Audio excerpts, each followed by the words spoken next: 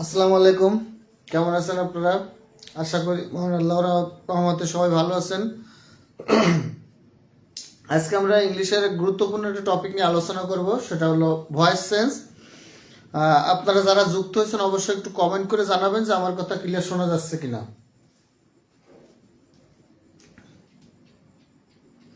আমার কথা শোনা যাচ্ছে কিনা একটু কমেন্ট করে জানাবেন।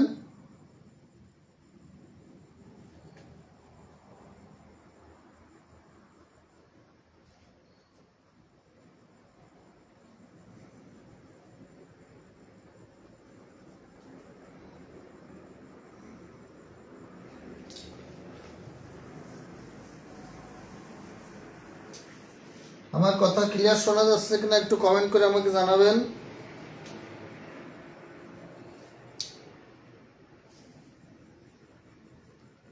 আমার কথা ক্লিয়ার শোনা যায় কিনা একটু কমেন্ট করে আমাকে জানাবেন।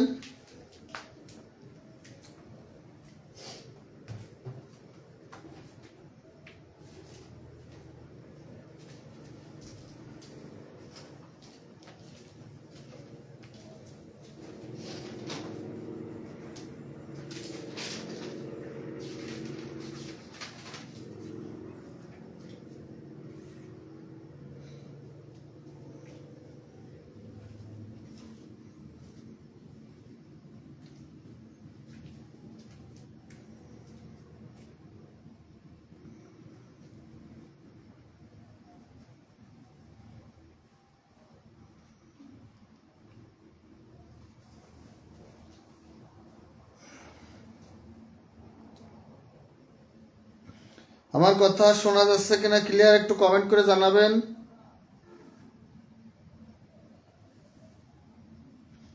কথা শোনা যায় কিন্তু ভিডিও বেঁধে যাচ্ছে।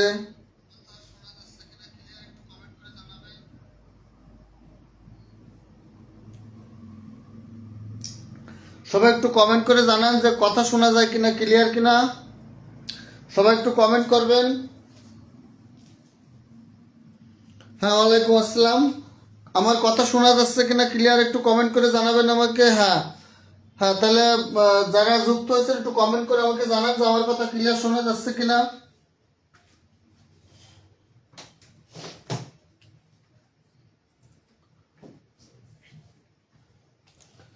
আমার কথা ক্লিয়ার শোনা যাচ্ছে কিনা একটু কমেন্ট করে জানাবেন আমাকে। দেখেন, আজকে আমরা আলোচনা করব ভয়েস চেঞ্জ।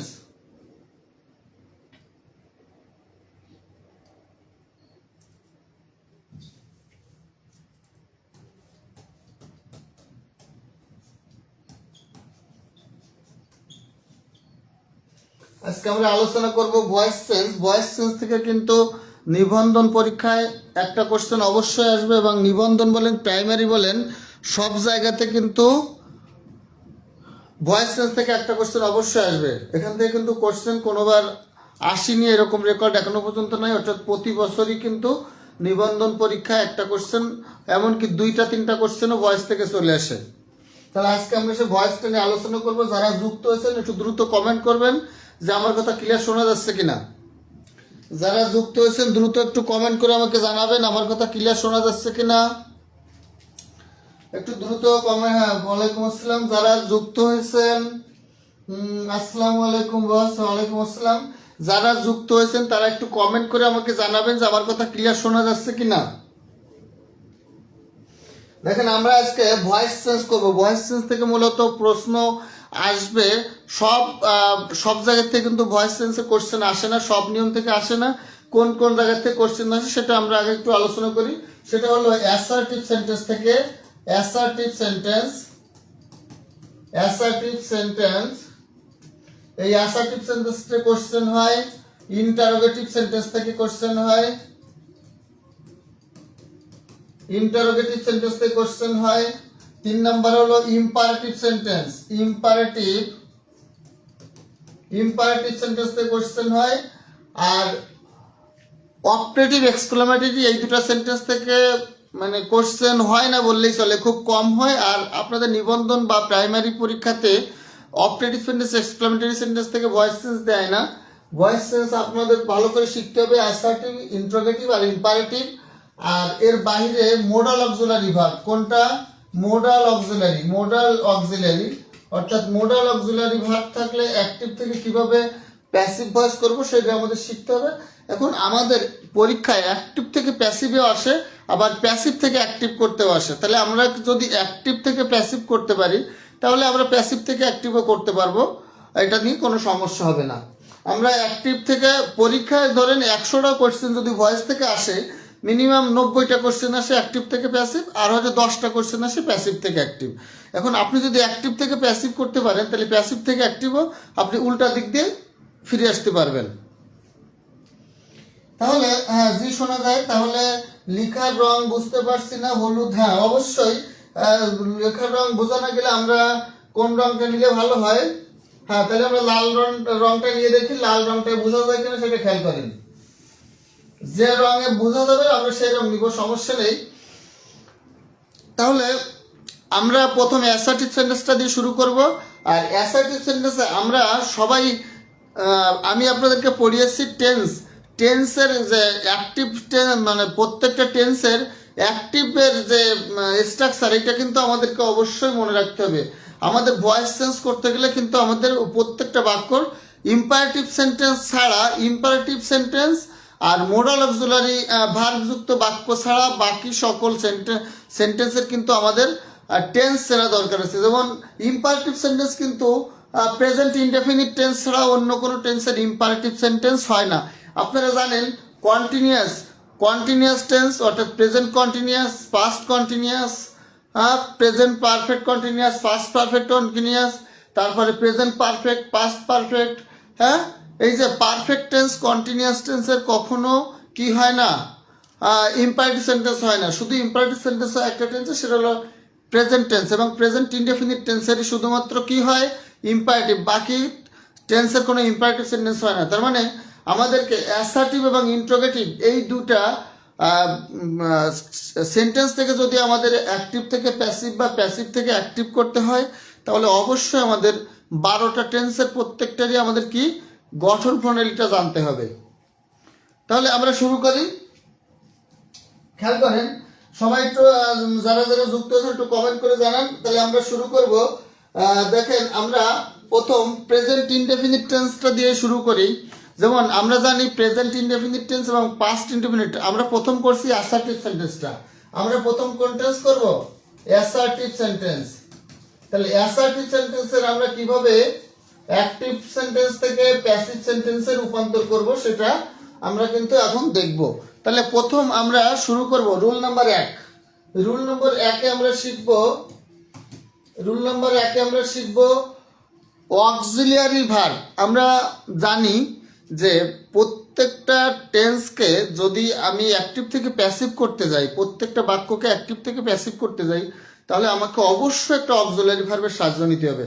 কারণ অক্সিলিয়ারি ভার্বের সাহায্য ছাড়া কিন্তু অ্যাক্টিভ থেকে প্যাসিভ ভয়েস করা সম্ভব না। প্রত্যেকটা প্যাসিভ বাক্যে অবশ্যই অক্সিলিয়ারি ভার্ব থাকতে হবে।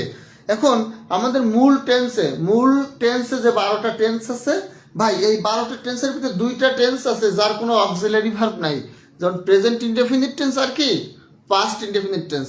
তাহলে আমরা একই সঙ্গে প্রেজেন্ট ইনডেফিনিট টেন্স এবং পাস্ট ইনডেফিনিট টেন্সের অ্যাক্টিভ থেকে প্যাসিভটা শিখব।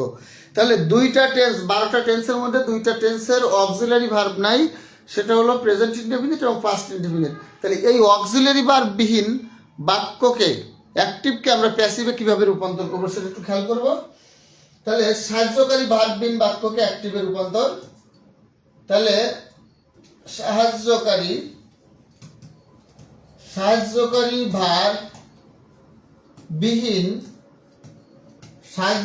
ভার্ববিহীন বাক্যকে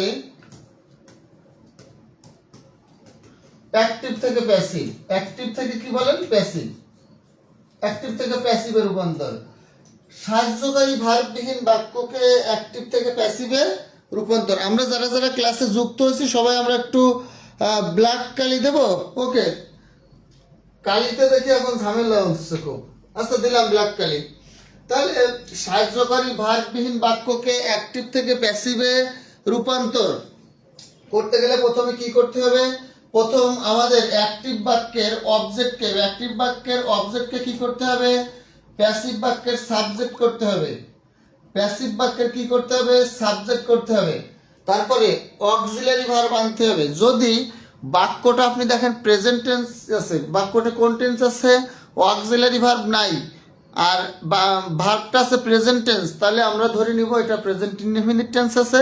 আর প্রেজেন্ট ইনডেফিনিট টেন্স থাকলে আমরা সেখানে অক্সিলারি ভার্ব হিসেবে অ্যাম, ইজ অথবা আর, তারপরে ভার্বের কোন ফর্ম V3, তারপরে বাই যোগে আমরা কি করব, বাই যোগে আমরা সাবজেক্টটাকে অবজেক্ট করে দিব, বাই যোগে আমরা সাবজেক্টটাকে কি করব, অবজেক্ট করব। অথবা আবার কি করতে পারি, যদি বাক্যটা ফার্স্ট ইনডেফিনিট টেন্স অর্থাৎ ভার্বটা পাস্ট ফর্মে থাকে তাহলে আমরা ওয়াজ অথবা ওয়ার, তারপরে ভার্বের V3, বাই যোগে আমরা কি করব, সাবজেক্টটাকে অবজেক্ট করব। তাহলে এই নিয়মটা আমি লিখেছি কোথা থেকে বলেন তো, কোন নিয়ম, অ্যাক্টিভ বাক্যটা যদি অক্সিলারি ভার্ব বিহীন হয়, অক্সিলারি ভার্ব না থাকে এবং ওর ভিতরে ভার্বটা যদি হয় প্রেজেন্ট ফর্ম, তাহলে subject plus am is are V3 by সাবজেক্টকে অবজেক্ট করব। আবার যদি দেখি না ভার্বটা পাস্ট ফর্মে আছে, তাহলে অর্থাৎ পাস্ট ইনডেফিনিট টেন্সে আছে, তাহলে আমরা অবজেক্টকে সাবজেক্ট করে তারপরে ওয়াজ অথবা ওয়ার V3 বাই সাবজেক্টকে অবজেক্ট করব। তাহলে কখন অ্যামিজার কখন ওয়াজার এটা আমরা জানি, এটা পার্সনের পরিবর্তনের ক্ষেত্রে। তাহলে আমরা একটা বাক্য লেখার সময় দেখেন BBC broadcast the breaking news.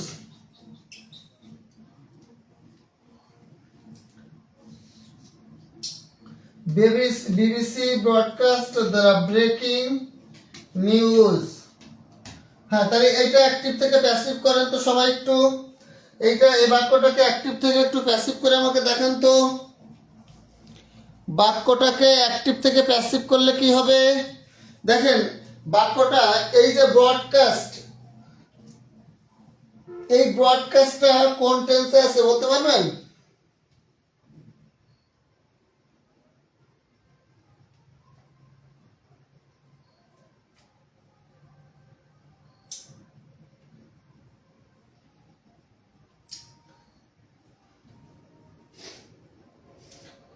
এইটা কোন টেন্সে আছে কেউ বলতে পারবেন, BBC broadcast the breaking news, এটা কোন টেন্সে আছে কেউ বলতে পারবেন, একটু কমেন্ট করে বলেন। The breaking news is broadcasted by BBC. হ্যাঁ দেখেন অবজেক্ট হলো এটা অংশটা অবজেক্ট, তাহলে আমরা লিখবো দি ব্রেকিং নিউজ। দেখেন ব্রডকাস্ট এই ভার্ব, এই তিনটা ভার্বের একই ফর্ম, ব্রডকাস্ট, এর কখনো ইডি হয় না। তার মানে ব্রডকাস্ট এটা আপনি প্রেজেন্ট ফর্ম বলতে পারেন, পাস্ট ফর্ম বলতে পারেন।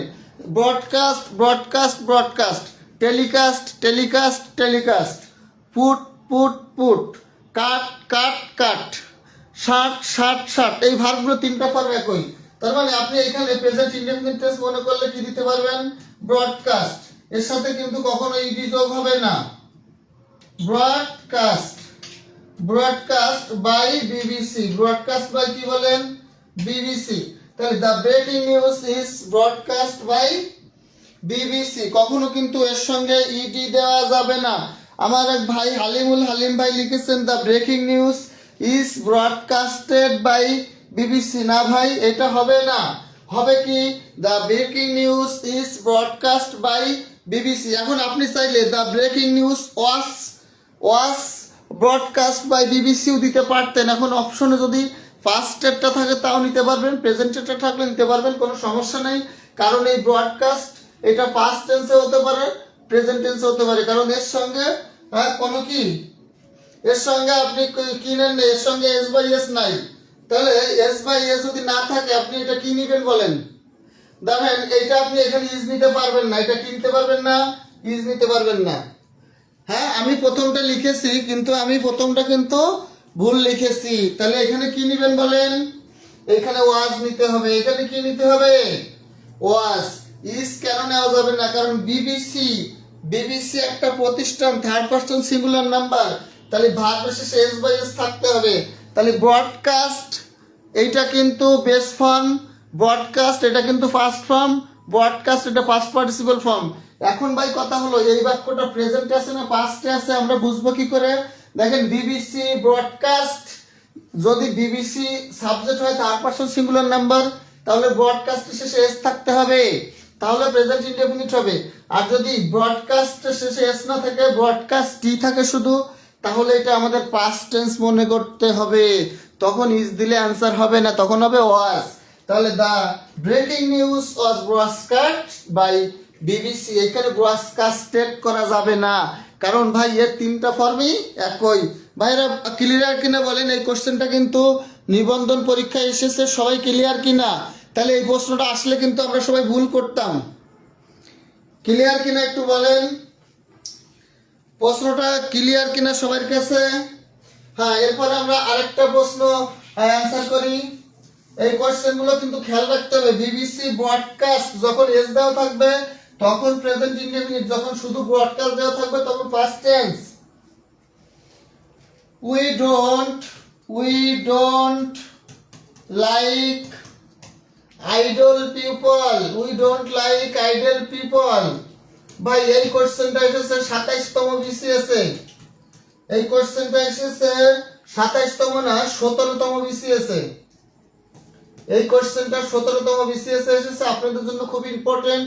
We don't like idol people, we don't like idol people. সবাই একটু অ্যান্সার করেন প্রিয় ভাই বোনেরা, প্রিয় ভাই বোনেরা সবাই একটু অ্যান্সার করেন। আমি আজকে আপনাদের ভয়েস সেন্সটা সব রুল পড়াবো না, কিন্তু যে যে রুল থেকে আপনারা কোশ্চেন আসলে ভুল করবেন বা যেখান থেকে কোশ্চেন আসে আমি সেইগুলো একটু পড়ানোর চেষ্টা করবো। আজকে ডিজিটাল বোর্ডে পড়াচ্ছি, হ্যাঁ, এতদিন অ্যানালগ বোর্ডে পড়িয়েছি, আজকে ডিজিটাল বোর্ড। কেমন লাগছে সবাই জানাবেন। ওকে, তাহলে আমি শুরু করি, দেরি করব না, কারণ রাত অনেক হয়ে গেছে। আমি চাই আজকে ভয়েসটা শেষ করবো ইনশাল্লাহ। তাই দেখেন এখানে উই হলো সাবজেক্ট, ডোন্ট লাইক এটা হলো ভার্ব, আইডল পিপল এটা হলো অবজেক্ট। তাহলে আমাদের কি করতে হবে? অবজেক্টটাকে সাবজেক্ট করতে হবে। তাহলে দেখেন idol people, idol people, idol people present indefinite tense, তাহলে কি আসবে? এম ইজ আর। বলেন পিপল, পিপল হলো প্লুরাল, তাহলে এরপরে কি আসে? আর আসে। তাহলে idle people are not, do not, তাহলে নটটা থাকবে, বা আরএন্টও লিখতে পারেন। Idle people are not liked, লাইকের V3 form liked, liked by us. ভাই অ্যাক্টিভ ভয়েস থেকে প্যাসিভ ভয়েস করতে গেলে অক্সিলারি ভার্বের পরে অলওয়েজ ভার্বের V3 ফর্ম, অলওয়েজ ভার্বের কোন ফর্ম? V3 form. আর আপনারা বলবেন ভাই আপনি ব্রডকাস্ট লিখছেন কেন? ভাই broadcast present form, base form broadcast, past form broadcast, first participle broadcast, এই জন্য আমরা ইডি লিখতে পারবো না। কিন্তু লাইকের পাস্ট পার্টিসিপল ফর্ম হচ্ছে লাইট। আর একটা কোশ্চেন দিব,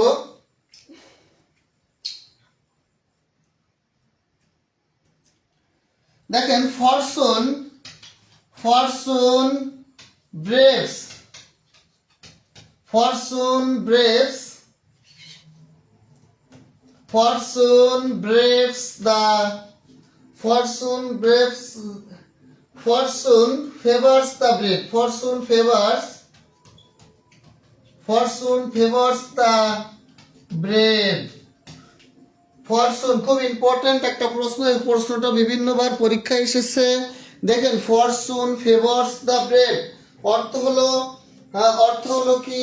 ভাগ্য সাহসীদের সহায় হয় বা ভাগ্য সাহসীদের পক্ষে থাকে। ফরচুন ফেভার্স দ্য ব্রেভ, ভাগ্য সাহসীদের পক্ষে থাকে বা ভাগ্য সাহসীদের পক্ষে, যারা সাহস করে কাজে নামতে পারে, যারা সাহস করে সামনে এগিয়ে যেতে পারে, হ্যাঁ, ভাগ্য কিন্তু তাদের পক্ষে থাকে, তাদের পক্ষে থাকে। আপনি যদি এই শীতের রাত্রে বলেন না এই শীতে স্যার ক্লাস করাচ্ছে, দরকার নেই, তুমি লেফের ভিতরে ঘুমাও, হ্যাঁ, লেফের ভিতরে ঘুমায় রয়েছো, আপনি কিন্তু সফল হতে পারবেন না। তাহলে ভাগ্য কিন্তু সাহসীদের, আপনাকে সাহস নিয়ে, হ্যাঁ, এই শীতের বিরুদ্ধে লড়তে হবে, তাহলে কিন্তু আপনি পরীক্ষায় টিকবেন। তাহলে ভাগ্য সাহসীদের পক্ষে। ভাই একটু অ্যান্সার করেন সবাই, সবাই একটু অ্যান্সার করেন, সবাই একটু অ্যান্সার করেন।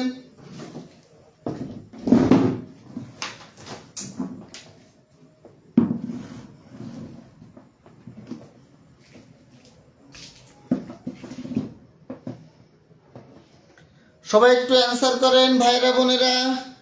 আমি একটু কম্বলের নিচে আছি ভাইয়া, আপনি কম্বলের নিচে আছেন এটা সমস্যা নেই, কম্বলের নিচে থাকেন সমস্যা নেই, আমি সেটা বলছি না। আমি বলেছি এই যে কম্বলের নিচে থেকেও যারা পড়াশোনা করতেছেন বা যারা কম্বলের নিচে নেই, কম্বলের নিচে তো থাকতে হবে, না হলে শীতে আপনি বাঁচবেন। আপনি যদি কম্বলের নিচে না থেকে বাইরে এসে পড়াশোনা করেন তাহলে আপনি তো পড়তে পড়তে অসুস্থ হয়ে যাবেন। ভাই কম্বলের নিচে তো থাকতে হবে, কিন্তু আমি কম্বলের নিচে আরাম করে ঘুমাইলাম, বসে থাকলাম, আমি পড়ালেখা করলাম না, আমি ওইটা বুঝতে চেয়েছি। আমরা কম্বলের নিচে না থাকলে, আমরা বাইরে থাকলে তো আমরা পড়তে পড়তে অসুস্থ হয়ে যাবো, তাহলে লাভ কি হবে? আসেন আমরা অ্যান্সার করি। অনেক আমার ভাই বোনেরা অ্যান্সার করে ফেলেছে অলরেডি। হ্যাঁ, the brave are favoured by Fortune.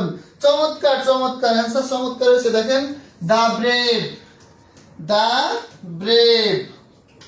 এখন ব্রেভের পরে ভাইয়া, ব্রেভের পরে কি ইজ হবে না আর হবে? হ্যাঁ, এটা প্রেজেন্ট ইনডেফিনিট ঠিক আছে, কিন্তু ব্রেভের পরে ইজ আর হবে, কোনটা হবে? দেখেন আমি আপনাদেরকে সাবজেক্ট ভার্ব এগ্রিমেন্টে পড়িয়েছিলাম, অ্যাডজেক্টিভের আগে দি বসলে ওটা প্লুরাল হয়, অ্যাডজেক্টিভের আগে দি বসলে ওটা কিসের কাজ করে? প্লুরালের কাজ করে। যেমন the rich, the rich, the poor, the police, এইগুলোর পরে সবসময় ভার্বের প্লুরাল ফর্ম হয়। ভার্বের কোন ফর্ম হয়?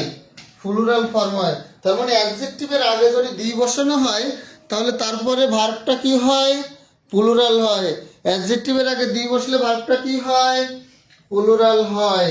তাহলে দেখেন এটা হলো দি ব্রেভ, দি ব্রেভ, তাহলে এটা হলো প্লুরাল, তাহলে আর হবে আর। দেখেন আর ফেভার্ড, ফেভার্ড, বি3 ফর্ম বাই ফরচুন, বাই কি বলেন? By fortune, by fortune. তাহলে the brave are favoured by Fortune.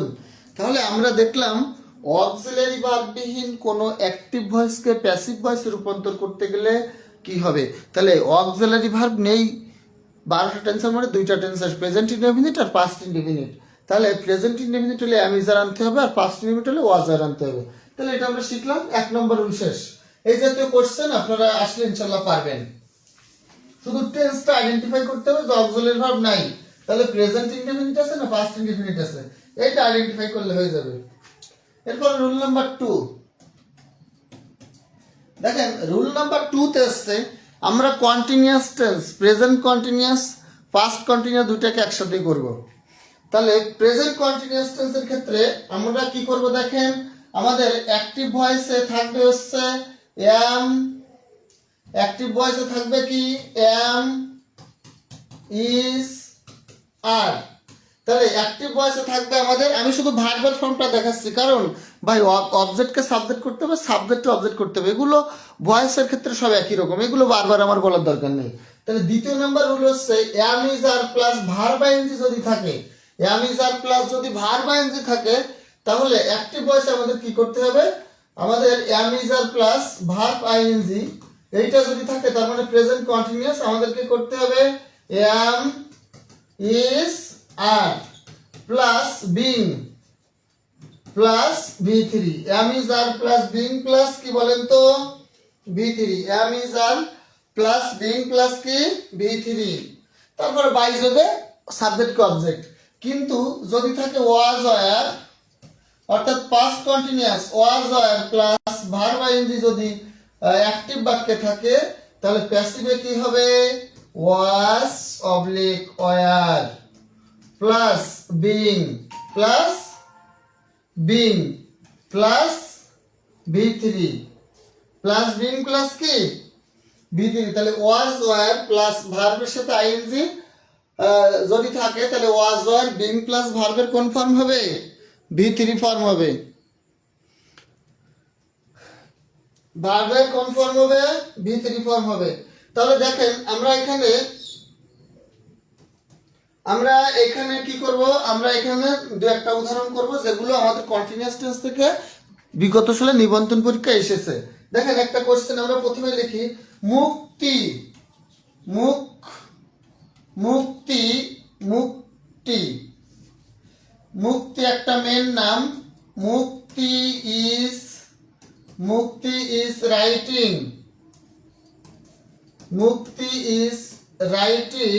A letter. মুক্তি ইজ রাইটিং এ লেটার কি হবে বলেন? আরেকটা প্রশ্ন দিব, মুক্তি ইজ রাইটিং এ লেটার। আরেকটা question, A cat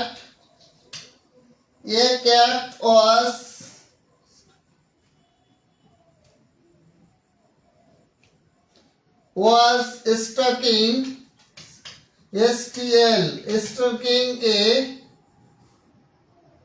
a cat was stalking। আচ্ছা এটা করার দরকার নেই, উপরেরটা করেন। Mukti is writing a letter বলেন এটা কি হবে? অ্যান্সার করেন। Mukti is writing a letter. A letter is being written by him.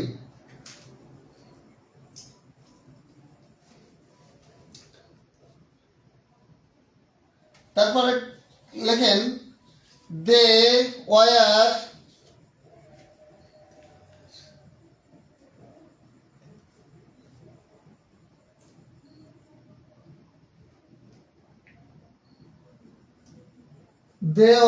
going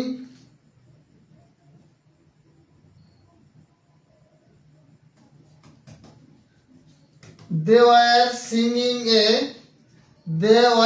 singing a song। বলেন এটা কি হবে? they were singing a song এটা কি হবে বলেন? a letter is being written by মুক্তি। গুড, অ্যান্সার সঠিক হয়েছে। তাহলে এটা হবে কি দেখেন, a letter is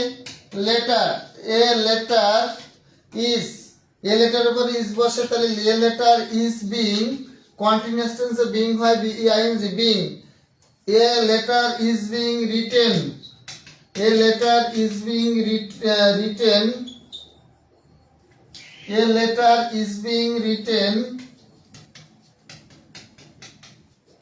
by কি বলেন? মুক্তি। a letter is being written by মুক্তি। তারপর একটা দেখেন, they were নিচে লিখলে কি দেখা যাচ্ছে? হ্যাঁ যাচ্ছে। they were singing a song a song was being by them। খেয়াল করেন, a song এটা আমরা লিখবো a song দেখেন ওয়ার দেওয়া আছে, তাহলে এ সং এর পরে কিন্তু ওয়ার বসে না, ওয়াজ বসে, কারণ singular. A song was being sung দেখেন সাং তার অর্থাৎ প্রেজেন্টে আই, পাস্টে এ, আবার পাস্ট পার্টিসিপলে ইউ হয়, চেঞ্জ হয়ে যায়। তাহলে সাং বাই দেম। তাহলে দেম দে হলো সাবজেক্টিভ ফর্ম, এর অবজেক্টিভ ফর্ম কি? Them. A sing a song was being sung by them. হ্যাঁ আগে ইজে বলে ফেললাম। ও a song was being sung by them. হ্যাঁ ভাইরা বুঝতে পেরেছেন? তাহলে আমরা রুল অনেক শিখবো, কিন্তু অল্প কয়েকটা রুলের মধ্যে দিয়ে আমাদের ভয়েস ইনশাল্লাহ সব চলে আসবে। আজকে আপনারা আমার সাথে থাকেন। আজকে ডিজিটাল ওয়ার্ল্ডে ক্লাস নিচ্ছি, ইনশাল্লাহ ভয়েসটা প্রথম থেকে শেষ করবো ইনশাল্লাহ। তাহলে রুল নাম্বার 2টা কি বলেছি? প্রেজেন্ট কন্টিনিউয়াস অথবা পাস্ট কন্টিনিউয়াস এর ক্ষেত্রে শুধু এম ইজ আর অজর এর পরে বিং বিং প্লাস ভার্বের V3 করলে হবে। আর ওই যে অ্যাক্টিভ সাবজেক্ট অবজেক্ট করতে হবে, অবজেক্টকে সাবজেক্ট করতে হবে, এগুলো ভাই সব জায়গায় একই, এগুলো আমাদের বারবার বলার কোনো দরকার নেই। আমরা শুধু ভার্বেরটা সেন্সটা আমাদের শিখতে হবে ভালো করে। এরপরে খেয়াল করেন, আমরা present perfect tense, past perfect tense দুটো একসাথে করে শিখবো। আমরা প্রত্যেকটা টেন্সের প্রেজেন্ট আর পাস্ট একসাথে শিখবো। আর ফিউচারের সাধারণত ভাই ফিউচারের ক্ষেত্রে শুধু ফিউচার ইনডেফিনিট ছাড়া বাকিগুলোর ভয়েস চেঞ্জ সাধারণত পরীক্ষা আসে না। ঠিক আছে? তাহলে দেখেন আমরা রুল নাম্বার 3-এ শিখবো প্রেজেন্ট পারফেক্ট আর পাস্ট পারফেক্ট একসাথে করে। তাহলে রুল নাম্বার 3-তে আমরা দেখব অক্সিলারি ভার্ব হিসেবে যদি হ্যাভ অথবা হ্যাজ অথবা হ্যাড এই তিনটা থাকে, তাহলে এরপরে ভার্বের V3 এইটা হলো কি হ্যাভ হ্যাজ হ্যাড, এটা হলো প্রেজেন্ট পারফেক্ট, এই হ্যাড হলো পাস্ট পারফেক্ট প্লাস V3, তার মানে এটা হলো অ্যাক্টিভের গঠন। তাহলে প্যাসিভের গঠনে হবে হ্যাভ অথবা হ্যাজ অথবা had, had plus been plus V3।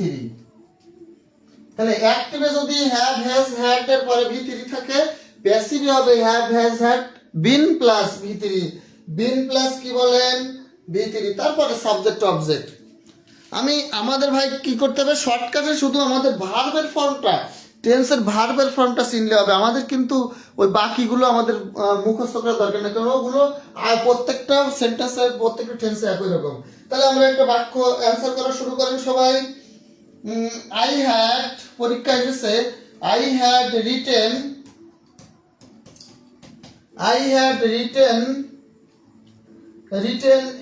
A letter.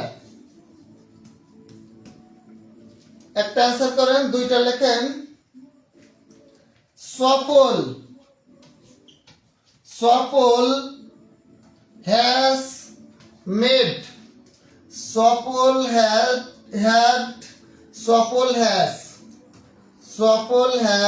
Made টি, সফল হ্যাজ মেড টি। 3 নম্বর সহজ, এগুলো সব কিন্তু সব প্রশ্ন বিগত সালে নিবন্ধন পরীক্ষায় এসেছে। বিগত সালে প্রথম থেকে 18তম নিবন্ধন পরীক্ষায় কোশ্চেনগুলো এসেছে হুবহু। আমি আপনাদেরকে উদাহরণ হিসেবে দিয়ে দিচ্ছি যাতে আপনারা, হ্যাঁ ডিজিটাল বোর্ড ইজ বেস্ট, হ্যাঁ ডিজিটাল বোর্ড তো বেস্ট, সবারই ভালো লাগে। আর যদি স্লাইডটা তৈরি করা থাকতো তাহলে আরও বেশি ভালো লাগতো। আজকে স্লাইড তৈরি করা নাই, হ্যাঁ স্লাইড তৈরি করা থাকলে আরও মজা হতো। ঠিক আছে, আস্তে আস্তে ইনশাল্লাহ সব হবে, আপনাদের দয় সব ইনশাল্লাহ হবে। হ্যাঁ আরেকটা কোশ্চেন আমি দিব একটু, এটা পরীক্ষা এসেছে বারবার করে। স্ট্রং, এটা বারবার করে পরীক্ষা এসেছে। স্ট্রং মানে হলো ঝড়, স্ট্রং মানে কি ঝড়। Strong has uprooted, strong has uprooted the tree, strong has uprooted the tree, বলেন strong has uprooted the tree। তাহলে এই তিনটা আমরা করব, হ্যাঁ এই তিনটা আমরা অ্যান্সার করব। এই তিনটা কিন্তু পারফেক্ট টেন্স থেকে পরীক্ষা এসেছে কয়েকবার করে। প্রথমটা পাস্ট পারফেক্ট, পরের দুটো প্রেজেন্ট পারফেক্ট। এই তিনটা অ্যাক্টিভ থেকে প্যাসিভ আমরা করব। এই তিনটা কোশ্চেন আমাদের পরীক্ষায় কয়েকবার করে এসেছে ভাইরা বোনেরা। হ্যাঁ মনসুর আহমেদ, হ্যাঁ ইনশাল্লাহ। হ্যাঁ আমরা একটু অ্যান্সার করে ফেলি ভাইরা বোনেরা, আমরা একটু অ্যান্সার করে ফেলি।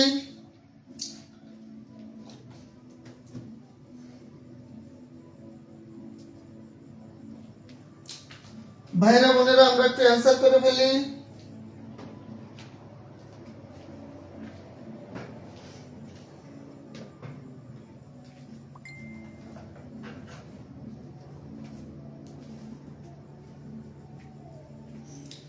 ভাইরা বোনেরা আমরা একটু অ্যান্সার করে ফেলি। টি, হ্যাঁ আমাদের স্নিগ্ধা জাহান সো আপু লিখেছে টি হ্যাজ বিন মেড বাই চপল।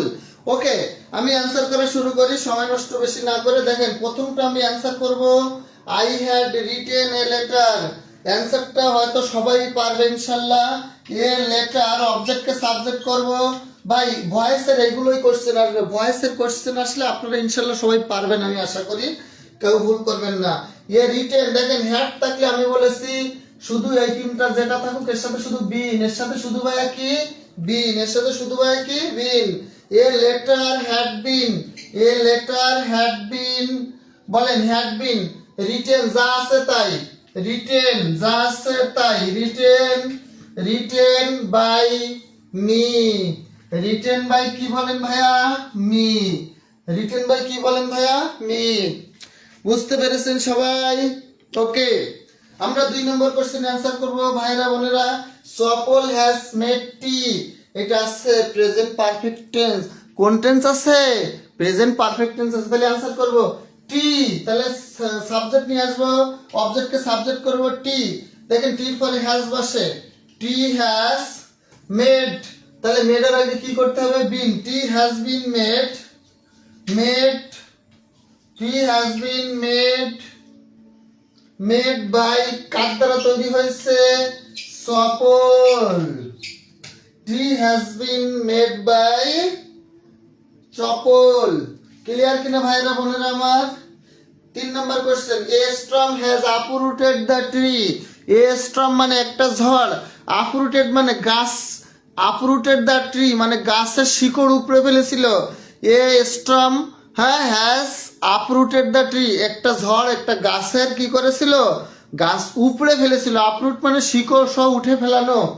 তাহলে দেখেন, তাহলে দা ট্রি সাবজেক্ট করেন দা ট্রি, দা ট্রি বলেন দা ট্রি হ্যাজ, হ্যাজের পরে কি করবেন? শুধু বিন লিখবেন। A tree has been, a tree has been uprooted, uprooted, a tree has been uprooted by কি বলেন? বাই, বাই কি বলেন? এ স্টর্ম। বাই কি বলেন তো ভাইরা?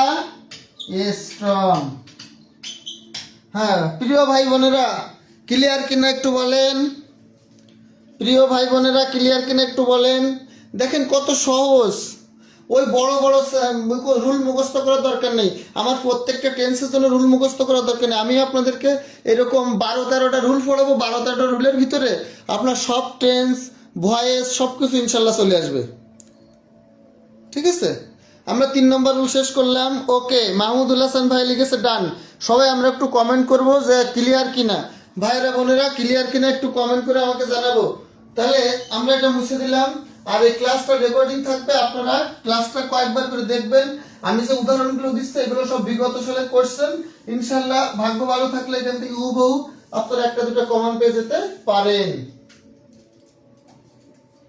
ভাইরা রুল নাম্বার 4, রুল নাম্বার 4-এ আমরা যেটা করব, এটা থেকে পরীক্ষায় ভাই খুব বেশি কোশ্চেন আসে না, কারণ পারফেক্ট কন্টিনিউয়াস টেন্স থেকে ভয়েস সাধারণত আসে না। তবে শুধু আমরা প্রেজেন্ট পারফেক্ট কন্টিনিউয়াস পড়বো, past perfect continuous, future perfect continuous, এই দুটো আমাদের পড়ার দরকার নাই। প্রেজেন্ট পারফেক্ট কন্টিনিউয়াস এটাও না করলে চলতো। তারপরে আমরা একটু দেখি। দেখেন প্রেজেন্ট পারফেক্ট কন্টিনিউয়াস আমার থাকে কি? প্রেজেন্ট পারফেক্ট কন্টিনিউয়াস আর past perfect continuous. Have, has অথবা হ্যাড, হ্যাড প্লাস কি থাকে বলেন? হ্যাড বিন থাকে, had been plus verb ING. অ্যাক্টিভে যদি এটা থাকে তাহলে প্যাসিভে কি হবে? দেখেন হ্যাভ, হ্যাজ, হ্যাড।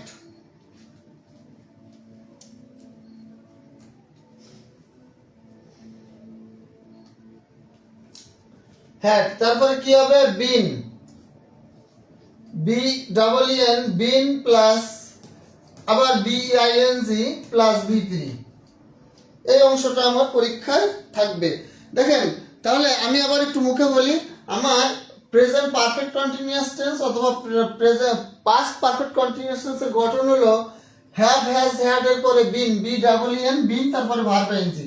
এইটা হলো আমার অ্যাক্টিভ সেন্টেন্স বা মূল টেন্সের গঠন। মূল টেন্সের প্রেজেন্ট পারফেক্ট কন্টিনিউয়াস বা পাস্ট পারফেক্ট কন্টিনিউয়াস টেন্সের গঠন কি? হ্যাভ অথবা হ্যাজ অথবা হ্যাড, এরপরে বি ডাবল এন, তারপরে ভার্বের সাথে আইএনজি। এখন আমরা প্যাসিভ করার সময় শুধু একটা শব্দ বাড়তি আনবো, সেটা হলো হ্যাভ, হ্যাজ, হ্যাড এর পরে বি ডাবল এন, বিন থাকবে। কন্টিনিউয়াসের জন্য শুধুমাত্র বিইআইএনজি বিন, তারপর ভার্বের ভি3। তাহলে দেখেন এই অংশটা ঠিক আছে, এই অংশটা ঠিক আছে, এই অংশটা ঠিক আছে। অর্থাৎ ভার্ব আইএনজিটা ভি3 হবে আর মাঝখানে শুধু বিইআইএনজি আসবে। মাঝখানে শুধু কি আসবে? বিইআইএনজি আসবে। তাহলে আমরা সংক্ষেপে মনে রাখবো। হ্যাঁ, ওয়ালাইকুম আসসালাম রাখি। হ্যাঁ দেখেন, যদি প্রেজেন্ট পারফেক্ট বা পাস্ট পারফেক্ট টেন্সের গঠনের ক্ষেত্রে অ্যাক্টিভ থেকে প্যাসিভ করতে গেলে শুধু বি ডাবল এন বিন এরপরে বিইআইএনজি টা অতিরিক্ত আসবে, তারপরে ভার্বের ভি3। ভাই আর কোনো চেঞ্জ আমার দরকার নেই। একটা উদাহরণ দেব, অ্যান্সার করি এখান থেকে আমরা। লেখেন সবাই একটু অ্যান্সার করেন। I had been doing I have been doing the work for 2 কি বলেন তো ভাইরা বোনেরা for 2 hours for 2 hours ভাইরা বোনেরা আমরা অ্যাক্টিভ থেকে এই সেন্টেন্সটা প্যাসিভ করব I have been doing the work for 2 hours ভাইরা বোনেরা সবাই একটু অ্যান্সার করি আমরা ভাইরা বোনেরা আমরা সবাই একটু অ্যান্সার করি এই বাক্যটার I have been doing the work for 2 hours আমরা সবাই একটু অ্যান্সার করি বাক্যটা সবাই একটু অ্যান্সার করি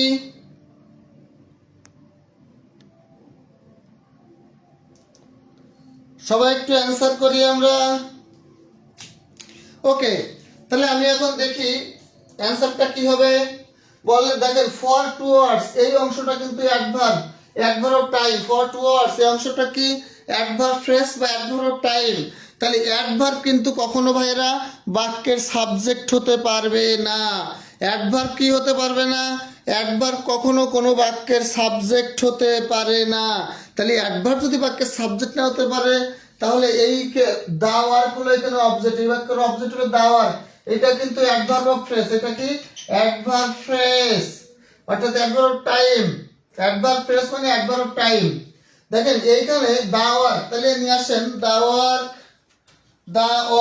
বলেন দা ওয়ার্কের পরে হ্যাড দা ওয়ার্ক হ্যাড কারণ এটা past perfect continuous the work had been আমি বলেছি বিনের পর আরেকটা বিইআইএনজি অতিরিক্ত আসবে হ্যাড বিন বিং তারপরে বলেন হ্যাড বিন বিং ডান ভার্বের ভিতরি ডু ভার্বের ভিতরি ডান হ্যাঁ বাই মি এইবার বাকি অংশ লিখে দেন ফর 2 আওয়ার্স ভাইরা বোনেরা আমার ক্লিয়ার কিনা একটু বলেন ভাইরা বোনেরা ক্লিয়ার কিনা একটু বলেন the work had been being done by me for 2 hours good answer সঠিক হয়েছে নজ্জা হ্যাঁ আমাদের কি রয়িতা পান্নাপু আপনার অ্যান্সার সঠিক হয়েছে গুড তাহলে আমরা এই রুলটা থেকে চলে আসি এই আমাদের এই 4 নম্বর রুল থেকে কোশ্চেন আসার সম্ভাবনা কম এটা খুব বেশি ইম্পর্টেন্ট না আমি লাস্টে কোনটা বেশি ইম্পর্টেন্ট আমি আবার লাস্টে বলে দিব সবগুলো করার পরে অল্প করে দিব যাতে আপনারা কমন আসে ইনশাআল্লাহ রুল নাম্বার 5 খুব ইম্পর্টেন্ট এটা হলো রুল নাম্বার 5টা হলো future indefinite tense rule number 5 হলো ফিউচার ইনডেফিনিট টেন্স দেখেন ফিউচার ইনডেফিনিট টেন্সে অ্যাক্টিভ ভয়েস বা টেন্সের গঠন হলো শ্যাল অথবা উইল এরপরে ভার্বের V1 কিন্তু এটা যদি আমরা প্যাসিভ করতে যাই তাহলে আমাদেরকে লিখতে হবে শ্যাল অথবা উইল প্লাস বি প্লাস ভার্বের V3 ফর্ম ভাইরা বোনেরা বুঝতে পেরেছেন কিনা আমাদের অ্যাক্টিভ ভয়েসের গঠন হলো শ্যাল উইল প্লাস ভার্বের V1 আমরা প্যাসিভ করতে গেলে শ্যাল উইল এরপরে শুধু একটা বি প্লাস ভার্বের V3 শ্যাল উইল এরপরে শুধু একটা বি প্লাস ভার্বের কোন ফর্ম V3 ফর্ম লিখলেই কিন্তু আমাদের প্যাসিভ ভয়েস হয়ে যাবে ইনশাআল্লাহ তাহলে আমরা একটা অ্যান্সার করা শুরু করি হ্যাঁ দুইটা কোশ্চেন আমরা অ্যান্সার করব I shall do the work ভয়েসে আপনাদের খুব বেশি কঠিন কোশ্চেন আসবে না 2 নম্বর কোশ্চেনটা হলো you will be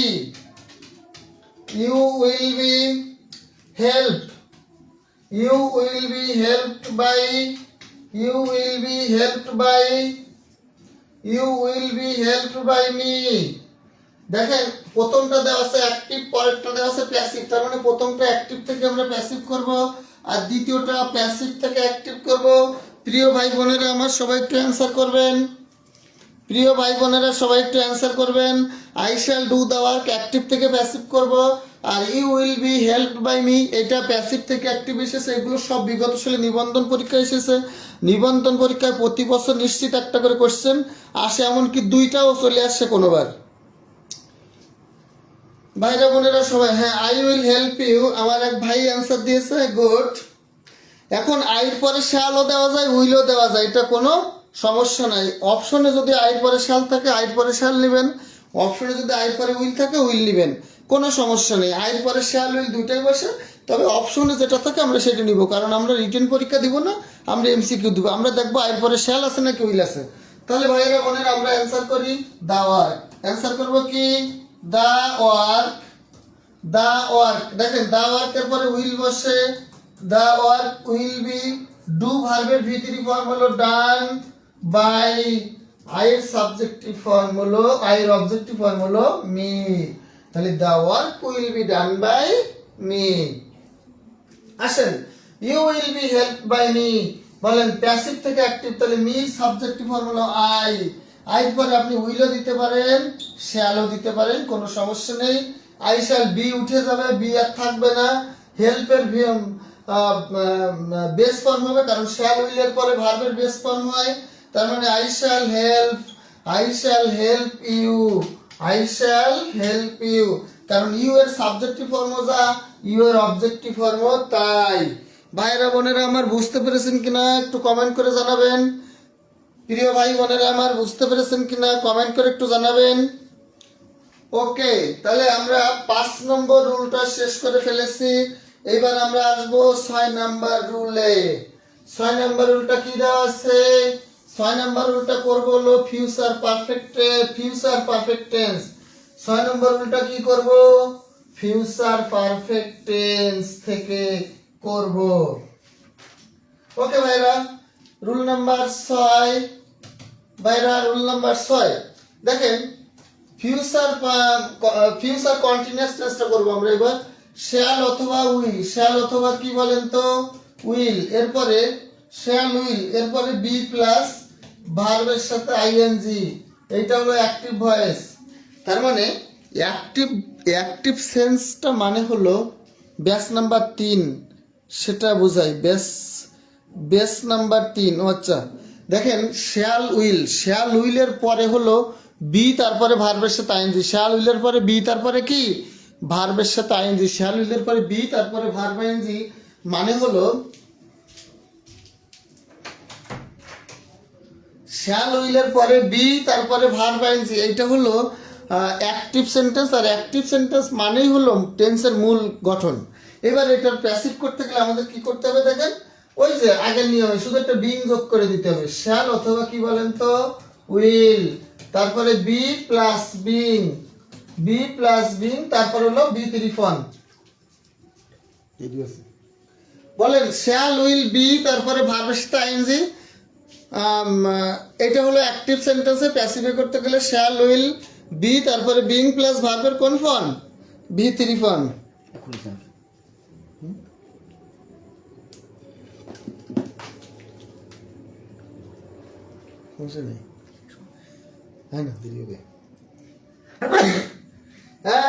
করেন আই শ্যাল, ব্যস্ত হয় না, আই শ্যাল বি, বলেন I shall be teaching, I shall be teaching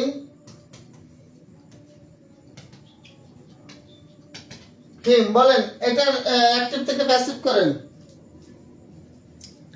I shall be teaching him, active থেকে প্যাসিভ করেন। এটা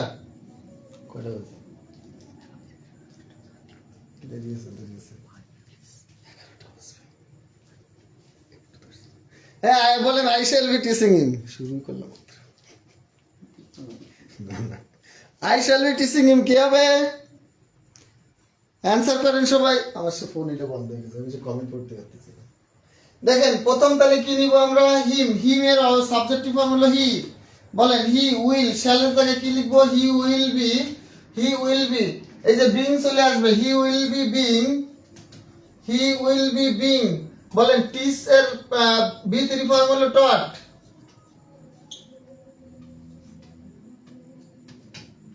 বাই কি বলেন তো বাই মি। তাহলে এটার অ্যাক্টিভ থেকে প্যাসিভ। এবার আমরা মূলত টেন্সের যে মানে টেন্সের ক্ষেত্রে অ্যাক্টিভ থেকে প্যাসিভ করার জন্য আমরা এই 12টা টেন্স থেকে আমরা 12টা টেন্সকে আমরা 6টা রুলে রূপান্তর করেছি। এবার 7 নম্বর রুল আমরা পড়বো। এবার টেন্সের বাইরে চলে যাব। টেন্সের গঠন অনুযায়ী আমাদের আর কোনো প্রশ্নের অ্যান্সার করা লাগবে না, বা আর কোনো রুলস পড়া দরকার হবে না। আপনাদের টেন্সের ভিতরে আসলে 6টা, কিন্তু 6টার থেকে আপনারা future perfect continuous, future continuous আর প্রেজেন্ট পারফেক্ট কন্টিনিউয়াস এই দুটো আপনারা বাদ দিতে পারেন। আর বাকি সেটটা খুব ইম্পর্টেন্ট। এবার আসেন রুল নাম্বার 7। রুল নাম্বার 7 আমরা পড়বো reciprocal pronoun. Reciprocal pronoun, reciprocal pronoun অথবা reflexive pronoun, reciprocal pronoun plus reflexive pronoun. এইখান থেকে কিন্তু পরীক্ষার প্রশ্ন আসে। তাহলে রিসিপ্রোকাল প্রোনাউন আর রিফ্লেক্সিভ প্রোনাউনটা কি? রিসিপ্রোকাল প্রোনাউন আর রিসিপ্রোকাল প্রোনাউন,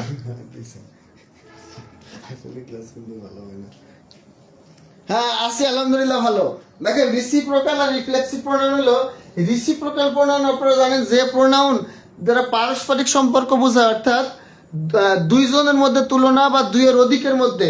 তাহলে ইস আদার, এখানে রিসিপ্রোকাল প্রোনাউন হচ্ছে দুইটা, একটা হলো ইস আদার, দুইজনের মধ্যে বোঝালে ইস আদার, আর অনেকের মধ্যে বোঝালে ওয়ান অ্যানাদার বসে। আর রিফ্লেক্সিভ প্রোনাউনটা আপনারা জানেন সেলফ বা সেলফ যুক্ত শব্দ, যেমন হিমসেলফ, হিমসেলফ, দেমসেলফ, দেমসেলফ। এই যে সেলফ বিএস থাকলে প্লুরাল আর এসএলএফ থাকলে সিঙ্গুলার। তাহলে এই সেলফ যুক্ত শব্দ আর ইস আদার আর ওয়ান অ্যানাদার যদি কোনো বাক্যে থাকে, অর্থাৎ রিফ্লেক্সিভ এবং রিসিপ্রোকাল প্রোনাউন দ্বারা গঠিত অ্যাক্টিভ বাক্যকে প্যাসিভ করতে গেলে কি করতে হবে? হ্যাঁ, তাহলে আমি আগে দুটো বাক্য লিখি, তারপরে ওই দুটো আমরা অ্যান্সার করব। খেয়াল করেন, হি কিল্ড, হি কিল্ড, এই প্রশ্নটা বারবার পরীক্ষা এসেছে। He killed himself, he killed himself, সে নিজে নিজেকে হত্যা করলো, সে নিজে নিজেকে কি করলো? হত্যা করলো। এটা 1 নম্বর বাক্য। 2 নম্বরটা হলো, দেখেন কি হবে, দে, দে লাভ, দে লাভ ইস আদার, দে লাভ কি বলেন? ইস আদার। তাহলে ইস আদারটা হলো রিসিপ্রোকাল প্রোনাউন আর হিমসেলফ এটা হলো রিফ্লেক্সিভ প্রোনাউন। ভাইরা বোনেরা আমার, এবার আপনারা একটু অ্যান্সার করেন কোনটা কি হবে, কোনটা কি হবে। দেখেন হি কিল্ড হিমসেলফ, হিমসেলফটা হলো রিফ্লেক্সিভ প্রোনাউন, আর দে লাভ ইস আদার, ইস আদারটা হলো রিসিপ্রোকাল প্রোনাউন। এখন আপনারা একটু শুনে রাখেন, আমরা সাধারণত জানি কি যে অ্যাক্টিভ থেকে প্যাসিভ করতে গেলে অবজেক্টকে সাবজেক্ট করতে হয়, কিন্তু ভাইয়েরা বোনেরা এই রিসিপ্রোকাল এবং রিফ্লেক্সিভ প্রোনাউন কখনো বাক্যের সাবজেক্ট হতে পারে না। রিসিপ্রোকাল বা রিফ্লেক্সিভ প্রোনাউন কখনো বাক্যের কি হতে পারে না? সাবজেক্ট হতে পারে না। তার মানে হিমসেলফ কখনো বাক্যের সাবজেক্ট হবে না, ইস আদার কখনো বাক্যের সাবজেক্ট হবে না। তাহলে সাবজেক্ট হবে কে? কারণ অবজেক্টের জায়গায় তো আছে হিমসেলফ, অবজেক্টের জায়গায় আছে ইস আদার। তাহলে ওরা যদি সাবজেক্ট না দিলে সাবজেক্ট বানাবো কাকে? সাবজেক্ট যে আছে সেই থেকে যাবে, সাবজেক্ট যে আছে সেই থেকে যাবে। তাহলে রিসিপ্রোকাল বা রিফ্লেক্সিভ প্রোনাউন যুক্ত বাক্যে অ্যাক্টিভ থেকে প্যাসিভ করতে গেলে অ্যাক্টিভ বাক্যের সাবজেক্টই প্যাসিভ বাক্যের সাবজেক্ট হবে। কেন? কারণ অবজেক্টের জায়গায় বসা রিফ্লেক্সিভ প্রোনাউন বা রিসিপ্রোকাল প্রোনাউন কখনো বাক্যের সাবজেক্ট হতে পারে। দেখেন তাহলে কি হবে? হি, এখন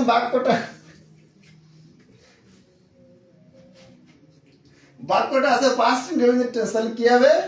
ওয়াজ, হি ওয়াজ কিল্ড বাই কি বলেন? Himself. He was killed by himself, he was killed by কি? হিমসেলফ। কারণ পাস্ট ইন্ডিফিনিট টেন্স শুধু টেন্সগত পরিবর্তন, আর এই সাবজেক্টটা চেঞ্জ থাকবে, আর কোনো চেঞ্জ হবে না। এই সেম দে লাভ ইচ আদার, এটা প্রেজেন্ট ইনডেফিনিট টেন্স আছে, এবং each other, each other reciprocal pronoun কখনো বাক্যের সাবজেক্ট হতে পারবে না। তাহলে সাবজেক্ট হবে কি? সাবজেক্ট হবে কি? দে, যেটা আছে সেটা। তাহলে দে, দেখেন লাভ প্রেজেন্ট ইনডেফিনিট, তাহলে they are loved, they are loved by each other, তারা একে অপরকে কি করে? ভালোবাসে। তাহলে রিসিপ্রোকাল এবং রিফ্লেক্সিভ প্রোনাউন থেকে এই দুইটা থেকে দুইটা আপনি খাইনি সে দেখুন, আমি কয়টা বাজে?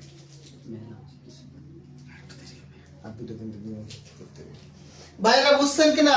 এইখান থেকে কিন্তু প্রচুর পরিমাণে কোশ্চেন আসে, শুধু মনে রাখবেন রিসিপ্রোকাল আর রিফ্লেক্সিভ কখনো বাক্যের কি হয় না, সাবজেক্ট হয় না। ওরা অবজেক্টে থাকে বসে থাকবে, শুধু ওদের আগে একটু বাই বসাতে হবে।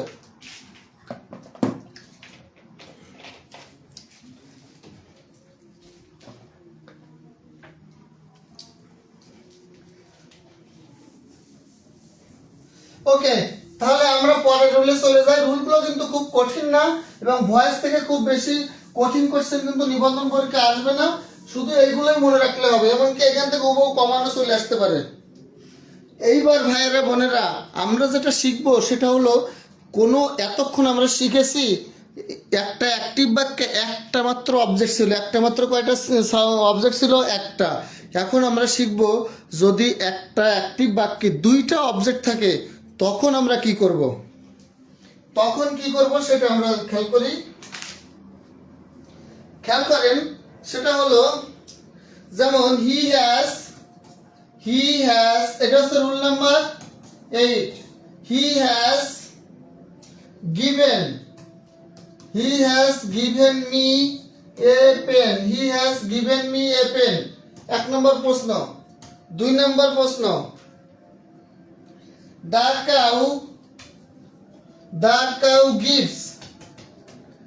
cow gives us milk. The cow gives us milk. 3 নম্বর কোশ্চেন,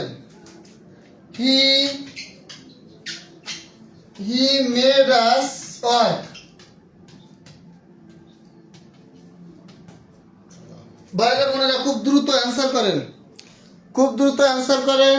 হি হ্যাজ গিভেন হবে he has given me a pen, এইটা একটা অবজেক্ট, এটা একটা object. The cow gives us একটা অবজেক্ট, মিল্ক একটা অবজেক্ট, দে মেড আস একটা object, work একটা অবজেক্ট। তাহলে আমরা দুইটা অবজেক্ট থাকি, সেক্ষেত্রে কি করব?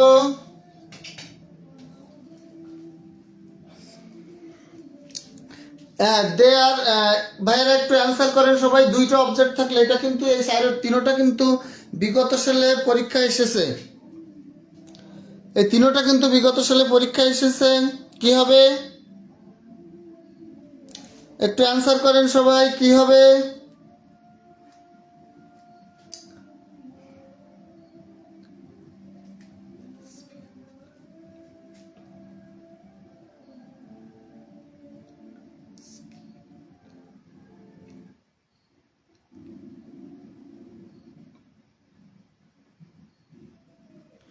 একটু অ্যান্সার করেন সবাই। ডাবল অবজেক্ট থাকলে কি হবে? ডাবল অবজেক্ট থাকলে আপনি কি করতে পারবেন? এই দুইটার যে কোনোটাকে আপনি ধরতে পারবেন।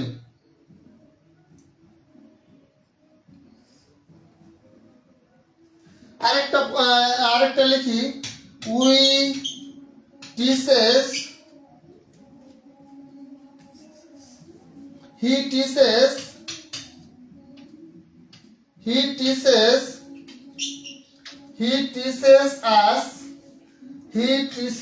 us English. দেখেন চমৎকার রুল, বলেন কি হবে? সবাই একটু অ্যান্সার করেন তো, একটা দুটো কোশ্চেনের একটু অ্যান্সার করেন তো কি হবে? একটা দুটো কোশ্চেনের একটু অ্যান্সার করেন তো কি হবে?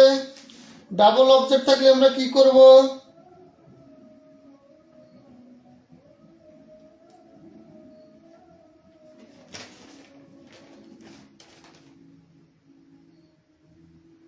একটু অ্যান্সার করেন, ডাবল অবজেক্ট থাকলে কি করব?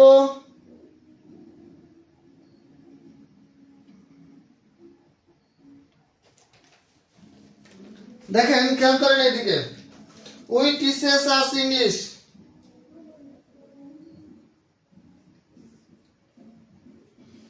বা he has given me a pen, তাহলে এটা প্রেজেন্ট পারফেক্ট টেন্স আছে, তাহলে কি হবে? এ পেন, দেখেন এ পেন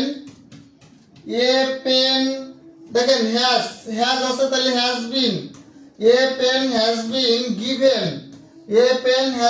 গিভেন, এই যে মি আছে ব্যক্তিবাচক অবজেক্ট, এর আগে একটা টু বসিয়ে রেখে দিতে হবে। বাই কি বলেন? হিম। দেখেন তাহলে অবজেক্টকে ব্যক্তিবাচক, আমরা বস্তুবাচক অবজেক্টকে যদি সাবজেক্ট করি তাহলে লিখতে হবে we are taught English by him. Mahmudul Hasan ভাই, ওই যে ইংলিশ দ্বিতীয় অবজেক্টটাকে বাইরে আগে রেখে দিতে হবে। দ্বিতীয় অবজেক্টটা কি করতে হবে? জান্নাতুল ফেরদাউস লিখেছে I have been given a pen by him. হ্যাঁ, এটাও সঠিক। দেখেন, দুইভাবে করা যায়। আপনি বস্তুবাচক অবজেক্টটাকে যদি সাবজেক্ট করেন, তাহলে বস্তুবাচক অবজেক্টকে সাবজেক্ট করলে বাইরে আগে ব্যক্তিবাচক অবজেক্টের আগে টু বসাতে হবে। বস্তুবাচক অবজেক্টকে সাবজেক্ট করলে ব্যক্তিবাচক অবজেক্টটা বাইরে আগে লিখতে হবে, তার আগে টু বসবে। কিন্তু ব্যক্তিবাচক যে অবজেক্টটা, এটাকে যদি সাবজেক্ট করেন, অর্থাৎ I have been given a pen by him, অর্থাৎ ব্যক্তিবাচক অবজেক্ট যদি সাবজেক্ট করেন, তাহলে আপনার বস্তুবাচক অবজেক্টের আগে টু দেওয়ার দরকার হবে না। সরাসরি আপনি এ পেন লিখতে পারবেন। কিন্তু বস্তুবাচক অবজেক্টকে সাবজেক্ট করলে আপনাকে ওই ব্যক্তিবাচক মির আগে অবশ্যই টু দিতে হবে। দ্বিতীয়টা, 2 নম্বরটা দেখেন সেম। মিল্ক দিয়ে যদি আমি করি, তাহলে মিল্ক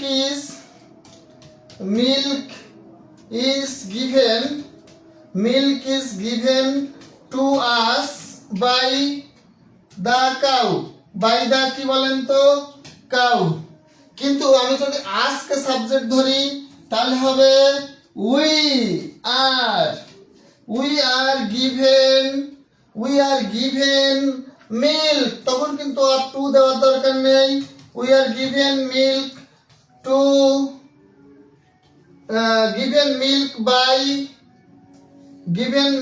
by the cow।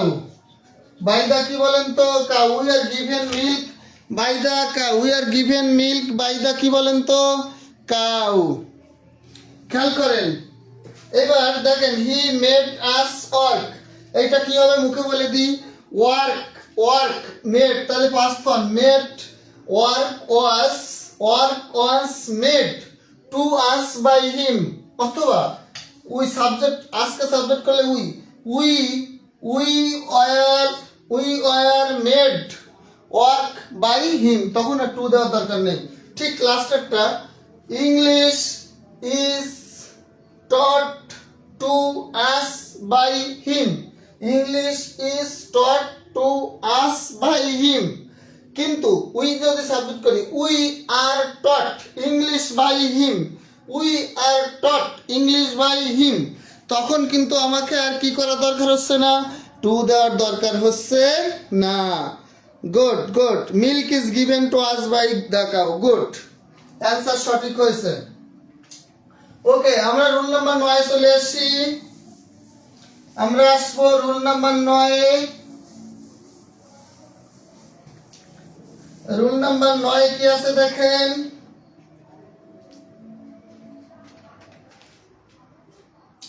হ্যাঁ, রুল নাম্বার 9টা আমরা খুব গুরুত্বপূর্ণ। রুল নাম্বার 9 30 স্টার দিয়ে রাখতে পারি। দেখেন, মোডাল অক্সিলারি ভার্ব কোনগুলো? মোডাল অক্সিলারি ভার্বগুলো আমরা জানি, তারপর আবার একটু বলি। Shall, should, will, would, may, might, must, need, dare, ought to, use to, had better, had rather, would better, would rather, be going to। এই বি মানে কোনটা? am, is, are, was, were। তাহলে am, is, are, was, were plus going to, এটা কিন্তু modal auxiliary verb. এটা কিন্তু present continuous tense ভাবা যাবে না, বা পাস্ট কন্টিনিউয়াস টেন্স ভাবা যাবে না। এটা হলো মোডাল অক্সিলারি ভার্ব। তাহলে মোডাল অক্সিলারি ভার্বের ক্ষেত্রে আমাদের অ্যাক্টিভ থেকে প্যাসিভ করতে গেলে মোডাল অক্সিলারি ভার্ব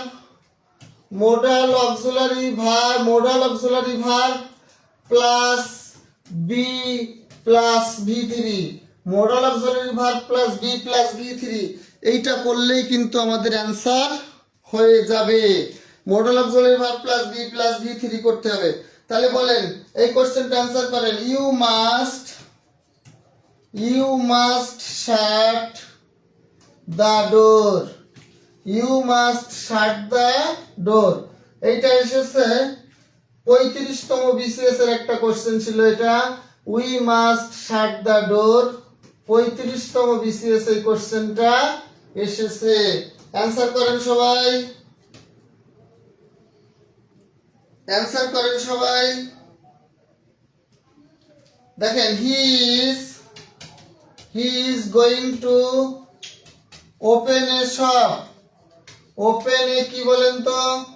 শপ। এই কোশ্চেনটা বিভিন্নবার পরীক্ষায় এসেছে, কয়েকবার করে এসেছে এই কোশ্চেনটা। তারপর আরেকটা কোশ্চেন অ্যান্সার করেন, we ought to we ought to we ought to we ought to obey we ought to obey our parents. We ought to obey our parents, এই তিনটা কোশ্চেন বারবার পরীক্ষায় এসেছে মডেল অবজারভেটরি থেকে। দেখেন, এই তিনটা কোশ্চেন বারবার পরীক্ষায় এসেছে। সবাই একটু অ্যান্সার করেন তো, সবাই একটু অ্যান্সার করেন তো কি হবে। এই কোশ্চেন তিনটা বারবার পরীক্ষায় এসেছে। দেখেন, এইখানে মোডাল অক্সিলারি ভার্ব মাস্ট, এখানে modal auxiliary verb must.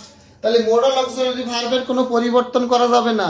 Modal auxiliary ভার্বের পরে বি বসিয়ে তারপরে ভার্বের ভিতরি, মোডাল অক্সিলারি ভার্বের পরে বি বসিয়ে তারপরে কি ভার্বের ভিতরি। তাহলে আসেন, দ্য ডোর, দ্য ডোর। সাবজেক্টকে অবজেক্টকে সাবজেক্ট করেন, দ্য ডোর, দ্য ডোর বলেন, দ্য ডোর। তাহলে এটা পাস্ট, এটা কোন? দ্য ডোর বলেন, মাস্ট মোডাল অক্সিলারি। তাহলে the door must be shut, shut, shut একই ফর্ম।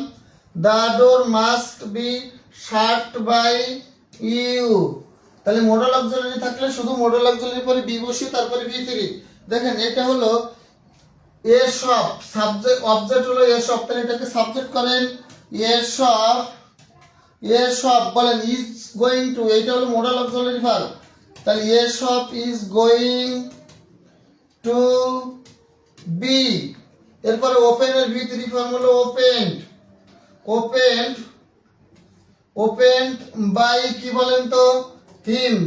এইটা কিন্তু বি গোয়িং টু, এটা কিন্তু প্রেজেন্ট কন্টিনিউয়াস টেন্সের রুলসে করলে ভুল হবে, কারণ বি গোয়িং টু মিলেই কিন্তু একটা মডেল অক্সিলারি ভার্ব। তাহলে a shop is going to be opened by him. এই কোশ্চেনটা বারবার পরীক্ষায় এসেছে, মুখস্থ করে ফেলবেন এটা। বলেন, we ought to obey our parents, এখানে ওট টু হচ্ছে মডেল অক্সিলারি ভার্ব। তাহলে দেখেন, our parents, our parents, our parents ought to, ought to, এরপর একটা বি বসিয়ে দেবেন, ওট টু বি ওবে এর বি থ্রি ফর্ম হলো ওবেইড, ওবেইড বাই কি বলেন তো? আস। উই এর অবজেক্টিভ ফর্ম হলো আস। তাহলে এই যে মোডাল অক্সিলারি দিয়ে তিনটা বাক্য অ্যাক্টিভ থেকে প্যাসিভ করলাম, এগুলো খুব ইম্পর্টেন্ট এবং পরীক্ষায় একাধিকবার এসেছে। এখন শুধু এই তিনটা না, মোডাল অক্সিলারি দিয়ে যত অ্যাক্টিভ থেকে প্যাসিভ আসুক, আপনার মোডাল অক্সিলারি পরে শুধু বি বসিয়ে ভার্বের ভিতরি করবেন, আর কোনো চেঞ্জ করার প্রয়োজন নাই। এরপরে আমরা ইন্টারোগেটিভ থেকে দুইটা বাক্য, আর ইম্পারেটিভ থেকে দুইটা বাক্য, আর ইন্টারোগেটিভ থেকে দুইটা বাক্য, এই চারটা বাক্য আমরা, চারটা নিয়ম আমরা শিখে আমরা শেষ করে দেবো ইনশাল্লাহ। তাহলে আসেন, আর চারটা নিয়ম শিখে আমরা শেষ করে দেবো ইনশাল্লাহ।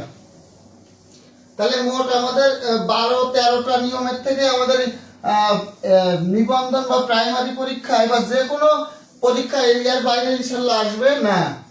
তাহলে আমরা শুরু করি রুল নাম্বার 10। রুল নাম্বার কি বলেন তো? 10। তাহলে ইম্পারেটিভ সেন্টেন্সটা শুরু হয় কি দিয়ে? মেইন ভার্ব দিয়ে। ইম্পারেটিভ সেন্টেন্সটা শুরু হয় কি দিয়ে? ভার্বের বেস ফর্ম দিয়ে। তাহলে ভার্বের বেস ফর্ম দিয়ে ইম্পারেটিভ সেন্টেন্স শুরু হয়।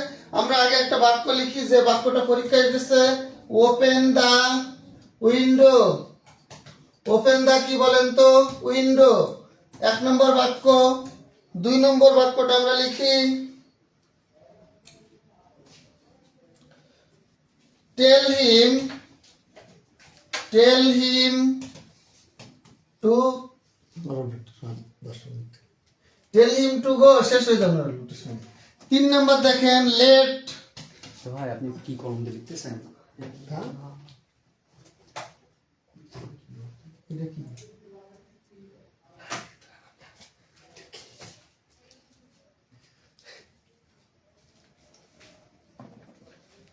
দেখেন